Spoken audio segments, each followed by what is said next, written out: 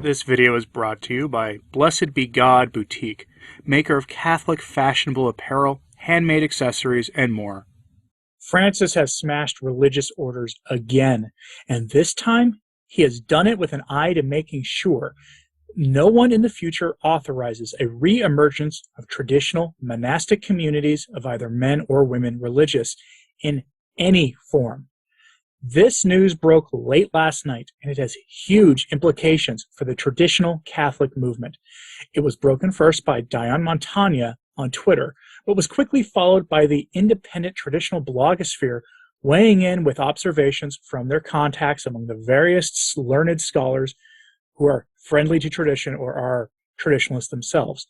And the near consensus is that this is terrible news if you're counting on a resurgence of traditional Catholicism in the near or medium term. So let's look at the story so we can get to the details of this. We go to Rorate Caeli for the story. Headline, quote-unquote, synodal pope changes canon law to prevent bishops from establishing new traditional priestly or religious communities in their dioceses. Look, I beg you, before you listen to some talking head who may or may not be on the side of all that is actually Catholic and right and good in the church, when they hammer some poor young religious who has sworn vows and is trying to establish a community of religious and has exhausted all canonical options about what they can do and have decided to embrace irregular canonical status within Rome's ideas of what that means, despite canon law being on their side in the formation of new religious societies up until this change was implemented, pay close attention to what Rome and the modernists in Rome are doing. Anybody who goes to bat for them is essentially a modernist.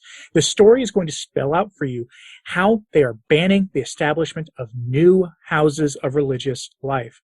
No more new religious societies.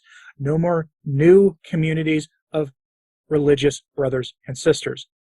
Pope Henry VIII Francis has decided to destroy religious life in the church, and this is quite frankly the most overt move he's made against men and women religious yet. From the Rorate Caeli article, quote, according to a document released today, June 15th, in the Bolletino, Pope Francis, in an audience on February 7th with Braz de Aviz and Jose Rodriguez Carballo, OFM, the Cardinal Prefect and Secretary Archbishop for the Dicastery for Institutes of Consecrated Life and Societies of Apostolic Life, approved a provision that effectively changes canon law concerning the diocesan bishop's right to erect a public association of the faithful that wishes eventually to become an institute of consecrated life or society of apostolic life. Meaning in colloquial terms, for the common man to understand, a religious community or an order of priests. No more establishing new groups like the FSSP, by the way. Prior to today, the rule was given in Canon 312, which says, quote, subsection 1, the authority competent to erect public associations is 1. The Holy See for universal and international associations. 2. The Conference of Bishops in its own territory for natural associations. That is, those which from their founding are directed toward activity throughout the whole nation. 3. The diocesan bishop in his own territory, but not a diocesan administrator for diocesan associations, except, however, for those associations whose right of being established has been reserved to others by apostolic privilege. And Canon 313.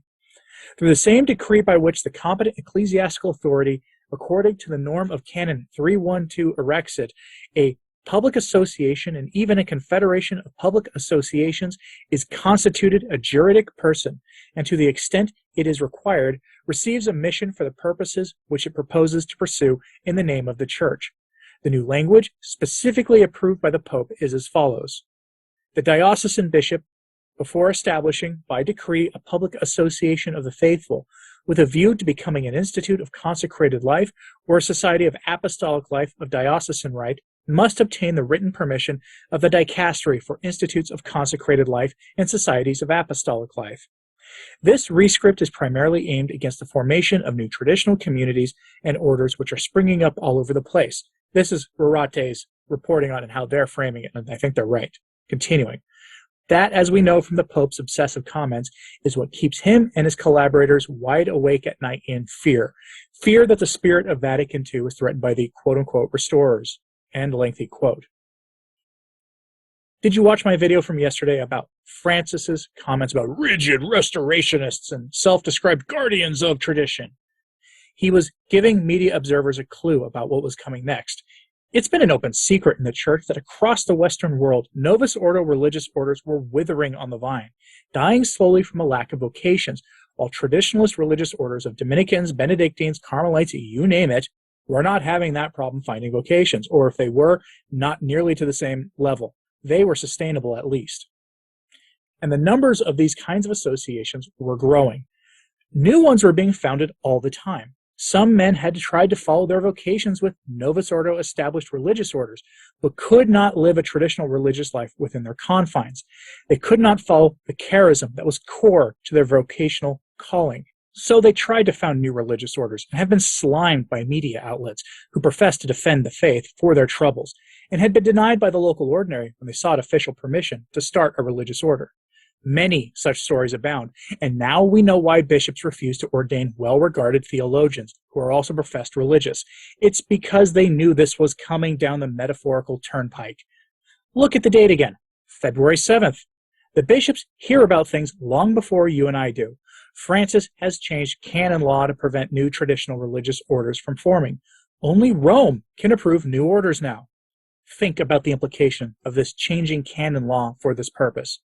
Francis is not going to stop there. Not with Supich and Roach in charge of overseeing the Vatican dicastery responsible for divine worship. The Rorate article goes on with this addendum, and it is definitely pertinent. Quote, Gregory de Pippo pointed out that the following passage from Lumen Gentium, number 27, quote, the pastoral office, or the habitual and daily care of their sheep, is entrusted to the local bishops completely, nor are they to be regarded as vicars of the Roman pontiff, for they exercise an authority that is proper to them. In virtue of this power, bishops have the sacred right and duty before the Lord to make laws for their subjects, to pass judgment on them, and to moderate anything pertaining to the ordering of worship and the apostolate. How the ironies multiply. End quote. Remember, Francis is waging his war on traditional Catholicism because he is afraid that Vatican II is going to be essentially destroyed by the movement. Think about that. He is ignoring a document, the most widely cited document from Vatican II, quite possibly.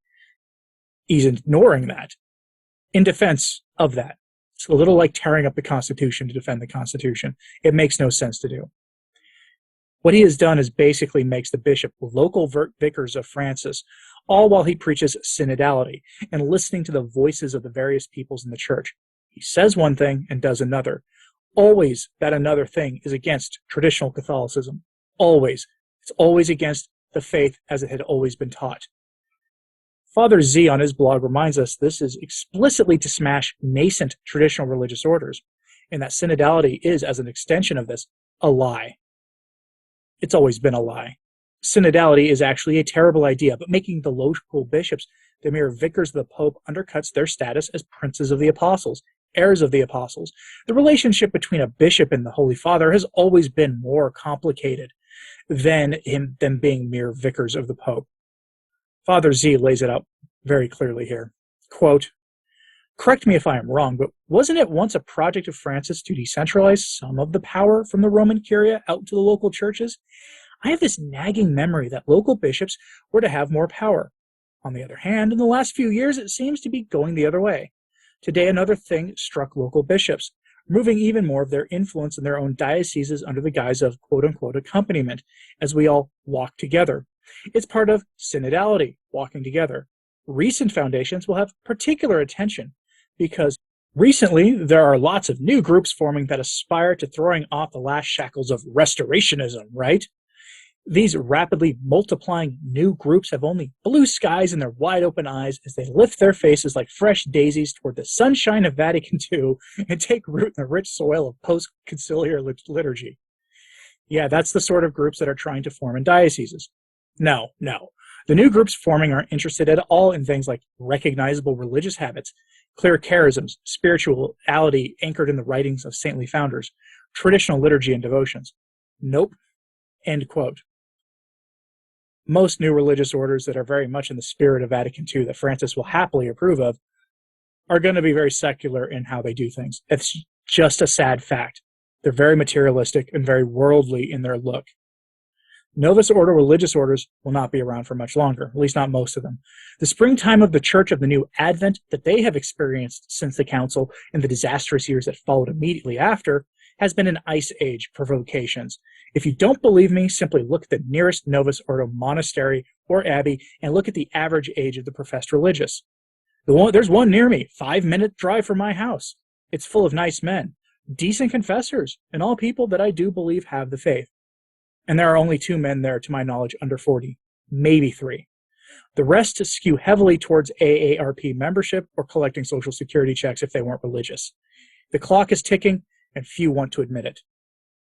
Given that the clock is ticking, what Francis is doing is a scorched earth campaign to preserve the Novus Ordo religion, regardless of the cost. No restorationist movement is permitted, even if that means virtually all of the religious orders collapse in the coming years.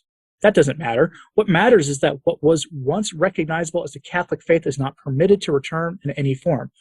Hence why traditional ordinations were halted in France by Rome, and hence why Francis is putting a stop to all new religious orders without Rome's approval first. And you know as well as I that they will never approve another traditional religious order. That is why I say again, the next time you see an earnest young man or woman in a habit of some kind getting smeared by Catholic media or other influential Catholic figures because they chose to embrace an irregular canonical status in order to form an authentic traditional Catholic religious community, remember what the endgame is here. And remember that most, if not all, established religious communities expel traditionally minded men and women for being too traditional, just like what happens in seminaries to seminarians who are too traditional. Francis is playing for keeps, and so will his hand-picked professor. And in all of this, Archbishop Lefebvre looks like a prophet. And I have something for you that will make my case on that this Saturday, so stay tuned. What do you think about this story? Do religious orders with irregular canonical statuses actually worry you? Do they make you uncomfortable? We have a duty to submit in faith to the hierarchy. No one disagrees with that. Where the disagreement arises is even when they're wrong. If they can be wrong, some say they can't be. The traditionalist position is that our duty ends when they take evil action and promote errors against the faith. We have no duty to submit to error. Error has no rights, after all. In my mind, that is what we are seeing here from Francis. But maybe you have a different opinion on all of this. If so, let me know in the comments, please. And like and subscribe if you haven't. It really does help. And it does sharing these messages on social media. That does help a lot these days, too. And if you haven't watched my video from yesterday for more context on this problem, please do so. Not just saying that for clicks. This really does add context to what's going on. As always, pray for the church. I'm Anthony Stine. Ave Maria.